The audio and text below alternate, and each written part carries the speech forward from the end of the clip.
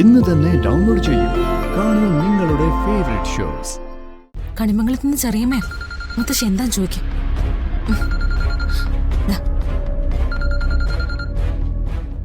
Hello, പ്രിയങ്കയ്ക്ക് ഇപ്പൊ എങ്ങനെയുണ്ട്?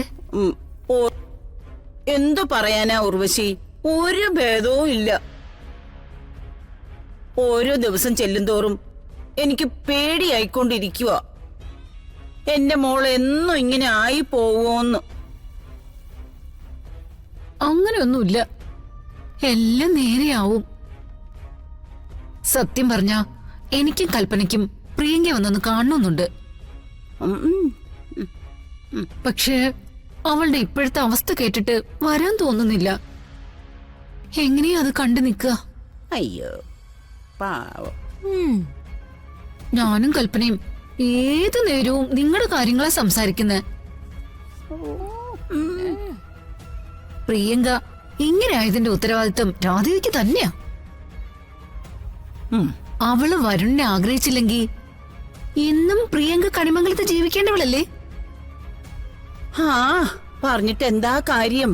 പ്രിയങ്ക ഇത്തരത്തിലാക്കിയതും മുത്തശ്ശിയെ ഭ്രാന്തിയാക്കിയതും ഒക്കെ അവളുടെ പ്ലാനിങ്ങാ. അവളെ നമ്മൾ വിചാരിക്കുന്ന പോലെ ഒന്നുമല്ല. എന്ത് വിചാരിച്ചാലും അത് നേടിയെടുക്കാനുള്ള ഒരു പ്രത്യേക സിദ്ധിയുണ്ട് അവക്ക്. അതിന് മുതിർന്നവരെ അവൾക്ക് കൂടെ നിർത്താനും അറിയാം, ദൈവങ്ങളെ പ്രീതിപ്പെടുത്താനും അറിയാം. പിന്നെ എന്റെ മനസ്സിൽ ഒരു പ്രതികാരം ഉണ്ട് ഉർവശി. പക്ഷേ എന്റെ മോള് ഈ അവസ്ഥയിരിക്കുമ്പോ എനിക്ക് എന്തിനെങ്കിലും ഇറങ്ങിത്തിരിക്കാൻ പറ്റുമോ? അതിനെ ഞാനും കൽപ്പനയില്ലേ. നമ്മൾ ഒന്നിച്ചു നിന്നാലേ അവളും വരണുവേ നമ്മുടെ മുമ്പിൽ നിസ്സാരമാ. അതെ, പിന്നെ അന്ന് ഞാൻ കൊടുത്തുവിട്ട മാല ഇപ്പോഴും യശോദയുടെ കഴുത്തിലുണ്ടല്ലോ അല്ലേ? ഉണ്ട്. ഞങ്ങള് ചില കാര്യങ്ങൾ പ്ലാൻ ചെയ്യുന്നുണ്ട്. വിശദമായിട്ട് സുകുമാരിയമ്മയോട് ഞാൻ പിന്നീട് പറയാം. ആ പ്ലാൻ വിജയിച്ച രാധിക കണിമംഗലത്ത് നിന്നും ഇറങ്ങേണ്ടി വരും. കുറച്ചു നാളത്തേക്കല്ല, എന്നേക്കുമായിട്ട്. അപ്പോഴേക്കും പ്രിയങ്കയുടെ അവസ്ഥ ശരിയാവുകയാണെങ്കിൽ പ്രിയങ്കയ്ക്ക് ഇങ്ങോട്ട് വരികയും ചെയ്യാം. അയ്യോ, നിനക്ക് ശരിയാവുമെങ്കിൽ അങ്ങോട്ട് ചെല്ലാന്ന്. പ്രിയങ്കയെ ഞങ്ങൾ നോക്കിക്കൊള്ളാം സുകുമാരിയമ്മേ. സുകുമാരിയമ്മ ഒന്നുകൊണ്ട് പേടിക്കണ്ട. നിങ്ങൾ കൂടെ ഉള്ളതാ ഇപ്പൊ എന്റെ ഒരു വിശ്വാസം. ഞങ്ങളുടെ ശക്തി എന്താണെന്നേ വൈകാതെ സുകുമാരിയമ്മയ്ക്ക് കാണിച്ചു തരാം.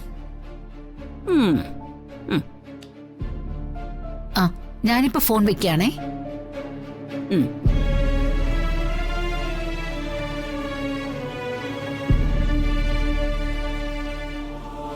പ്രിയങ്കയ്ക്ക് തൽക്കാലം ഒന്നും ബുദ്ധി ഇപ്പോഴൊന്നും നേരെയാവാൻ പോകുന്നില്ല. ആ തള്ളയാണെങ്കിൽ രാധികയ്ക്കെതിരെ ആരെന്ത് ചെയ്താലും കൂട്ടുനിൽക്കും. ഇവരെ നമുക്ക് ഉപയോഗിക്കാം. അത് രാധികയെ തോൽപ്പിക്കാൻ മാത്രമല്ല, ആറ്റുവാശ്ശേരി മുഴുവൻ മൊത്തം ഇല്ലാതാക്കാൻ. എന്തായാലും വൈകാൻ പാടില്ല ചെറിയമ്മേ.